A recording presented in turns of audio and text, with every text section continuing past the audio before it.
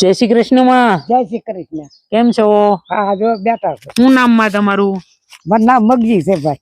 મગજી માં? હા. પરિવારમાં કોણ કોણ છે માં? પરિવારમાં તો ભાઈઓના છોકરા છે. એટલે છોકરા પછી હું મને દી.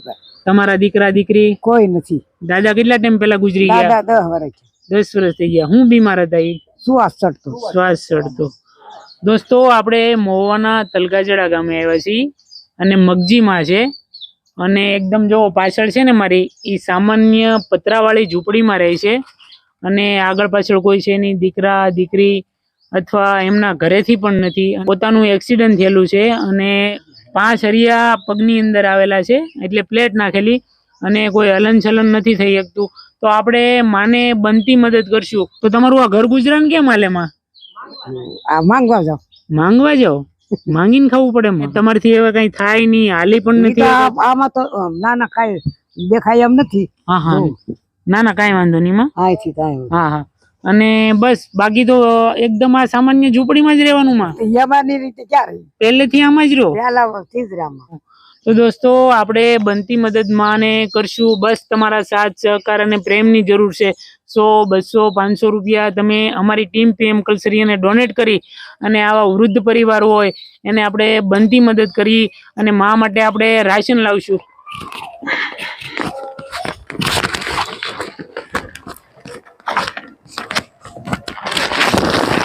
જો હું તમારા માટે રાશન લાવ્યો. હા. કેવું લાગ્યું તમને? સારું લાગ્યું. સારું લાગ્યું ને? માં 1 મહિનો દિવસ હાલશે હા આરામથી.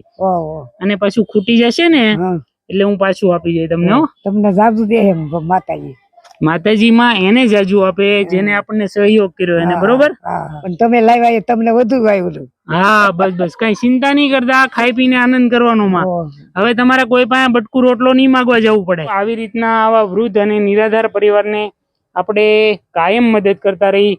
આ રાશન ખૂટશે એટલે ફરી માને પાછું આપણે રાશન આપશું. બસ દોસ્તો આવી રીતના સપોર્ટ કરતા રહો.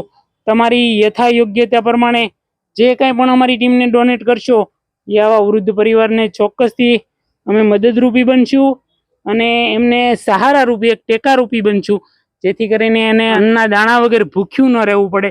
બસ માં તો હું જાઉં.